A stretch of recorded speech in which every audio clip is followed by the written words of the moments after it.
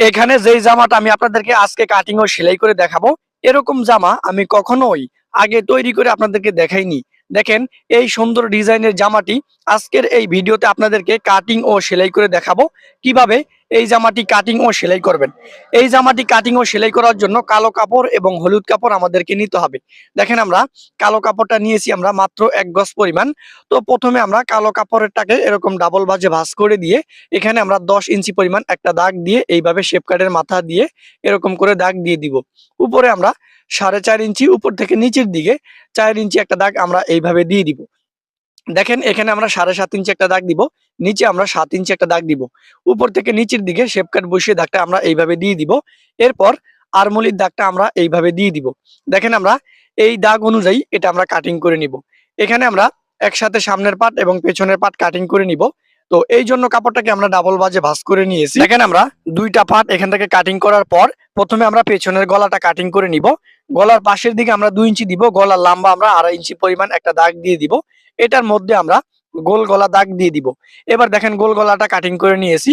এবার আমরা সামনের গলাটা কাটিং করে নিব। গলার পাশে আমরা 2 ইঞ্চি, গলার লম্বা আমরা 3 ইঞ্চি পরিমাণ একটা দাগ দিব। এটার মধ্যে আমরা ফান গলা দাগ দিয়ে দিব। এই জামাটা আমি 8 বছর মেয়েদের জন্য তৈরি করব। আপনারা এরকম একটি জামা কত বছর মেয়েদের জন্য তৈরি করতে চান অবশ্যই কমেন্টের মাধ্যমে জানিয়ে দিবেন। এরপর দেখেন, আমাদের একটার উপরে একটা এইভাবে বসিয়ে দিয়ে প্রথমে আমাদের শোল্ডার দুইটা সেলাই করে দিতে হবে।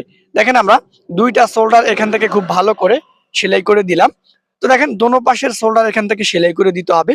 আপনি যদি আমার এই ভিডিওটা ফেসবুক থেকে দেখে থাকেন, এই ভিডিওর কমেন্টে ইউটিউব চ্যানেলের লিংক দেওয়া আছে, অবশ্যই আমার ইউটিউব চ্যানেলটি সাবস্ক্রাইব করে দিয়ে আসবেন। দেখেন, আমরা দোনোটা শোল্ডার এখান থেকে সেলাই করে আটকিয়ে দিয়েছি। এবার আমাদের একটি হলুদ কাপড় নিতে হবে। দেখেন, হলুদ কাপড়টার উপরে আমাদের গলাটা এইভাবে বসিয়ে দিতে হবে। এখানে আপনাদেরকে অবশ্যই উল্টো সাইডটা নিচের দিকে রাখতে হবে এবং বাও সাইডটা উপর দিকে রেখে এইভাবে আমাদের এই সেলাইটা করে দিতে হবে। সেলাইটা করে দেওয়ার পর ভিতরের যেই কাপড়টা থাকবে এই কাপড়টা আমরা এইভাবে কেটে দিব। দেখেন, আপনাদেরকে আমি সহজভাবে দেখাবো, যেটা কেউ দেখাবে না। তাই ভিডিওটা না টেনে সম্পূর্ণ যদি দেখেন, সুন্দর ডিজাইনের এই জামাটি আপনারা কাটিং এবং সেলাই করে নিতে পারবেন। এরপর দেখেন, আমরা এই কাপড়টাকে আমরা উল্টো দিক থেকে বাউ দিকে নিয়ে আসলাম।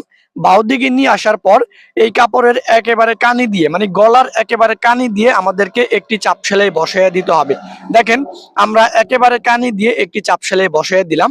তো দেখেন, চাপ সেলাইটা দেওয়ার পর এখানে আমরা 1.5 ইঞ্চি পরিমাণ কাপড় রেখে বাড়তি কাপড়টা এখান থেকে আমাদের এইভাবে কেটে দিব।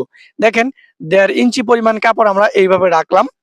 এইভাবে রাখার পর আমাদের বাড়তি যে কাপড়টা থাকবে সেই কাপড়টাকে আমরা এইভাবে কেটে দিব। তো দেখেন, কেটে দেওয়ার পর কি করতে হবে, দেখেন একটু ভালো করে এটাকে আপনারা আয়রন করে নেবেন।